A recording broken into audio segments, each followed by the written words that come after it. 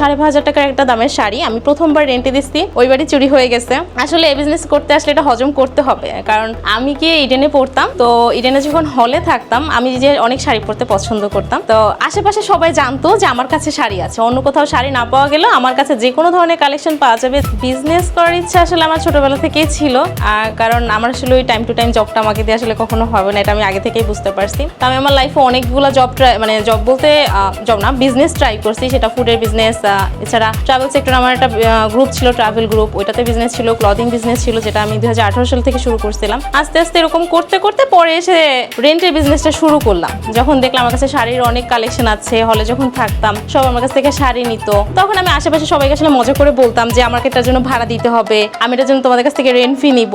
তখন সে মজা করেই বলা, এরকম কখনো করা হয় নাই আসলে। কিন্তু আমার এখন মনে হয় যদি আমি এই বিজনেসটা আমি স্টুডেন্ট লাইফে শুরু করতাম তাহলে মাশাআল্লাহ মনে হয় তখন আরো বেশি রেসপন্স পাওয়া যেত। যাই হোক, তখন তো এভাবে চলেছে। এরপর গিয়ে 2024-এর ফেব্রুয়ারিতে আমার একবার মনে হয়েছে যে ফেসবুকে দেখলাম অনেকেই ড্রেস রেন্টে দেয়, তাহলে আমরা পেজ ওপেন করি। একটা পেজ ওপেন করলাম, আমার কাছে তখন মাত্র 2টা পার্টি আউটফিট আছে, ওগুলো পিক পোস্ট দিলাম, জাস্ট পোস্ট দেওয়া অবধি ওখানে রেখে দেয়া।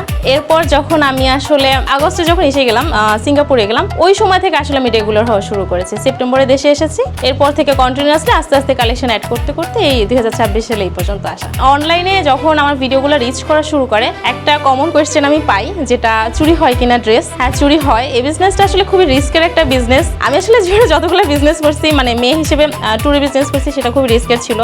ইভেন এখন যে বিজনেসটা করতেছি সেটা খুবই রিস্কের, কারণ ড্রেস চুরি হওয়ার সম্ভাবনা থাকে, আবার ড্রেসের ক্ষতিও হয়। যেমন গতকালকে একটা ড্রেস আসছে, হোয়াইট কালার একটা ড্রেস, পুরো রং মেখে করছে। তো সেক্ষেত্রে আসলে আমরা কন্ডিশন বলেই দিই যে আমার এই ড্রেসটা কোনো প্রকার ক্ষতি হয়ে থাকে তাহলে এই পরিমাণ টাকা আপনাকে ক্ষতিপূরণ দিতে হবে, এটা দিয়ে যদি আপনি রাজি হন তাহলে আপনি আমাদের কাছ থেকে রেন্ট নিতে পারেন। কিন্তু এটা আসলে আমাদের জন্য, আমরা আসলে চাই না কাস্টমারের ক্ষতি করতে, কিন্তু এখন এটা তো আসলে আলটিমেটলি আমাদেরও ক্ষতি, কারণ আমার একটা ড্রেসে যদি বিটস খুলে যায়, এই ড্রেসটা তো পরে আমি রেন্টে দিতে পারবো না। ক্লিন ওইটা মেনটেন করতে হয় ভাইয়া। প্রথম দিকে আসলে বুঝতে প্রবলেম হতো, এখন আস্তে আস্তে করতে করতে মেনটেন করতে পারছি, আর আমরা 100% সেফ। মেয়েরা যদি বলি, দেখা যায় যে 18 বছর থেকে বয়স শুরু করে 35 বছরের যারা আছে এরা করি। অ্যান্ড অনেকে বলে যে ড্রেস যে আমরা রেন্টে দিচ্ছি, যে ক্ষতিগুলো হয় আমরা বুঝবো কিভাবে। আমরা প্রতিবার যখন রেন্ট থেকে রিটার্ন আসে, তখন আমরা প্রতিবার ভিডিও করে প্রোডাক্টে কি অবস্থায় আসছে ওইটাকে আমরা কাস্টমারকে জানিয়ে দিচ্ছি।